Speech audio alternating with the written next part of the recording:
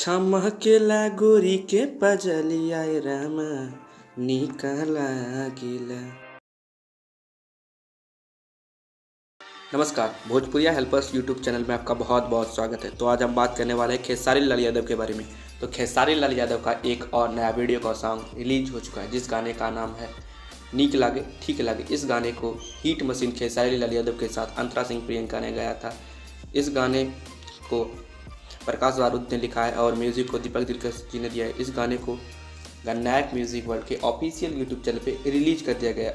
अगर आप इस वीडियो को देखना चाहते हैं तो गन्नायक म्यूज़िक वर्ल्ड के ऑफिशियल यूट्यूब चैनल पे जाके देख सकते हैं, नहीं तो आप हमारे वीडियो के डिस्क्रिप्शन में लिंक मिलेगा, उससे भी जाके देख सकते हैं। अब बताएं कि आपको यह हमारा न्यूज़ कैसा लगा। अगर आपको हमारा यह न्यूज़ अच्छा लगा तो आप हमारे वीडियो को लाइक कर दें और चैनल को सब्सक्राइब कर लें, क्योंकि इस पर खेसारी लाल यादव से रिलेटेड वीडियो आपको हमेशा देखने को मिल जाएंगे।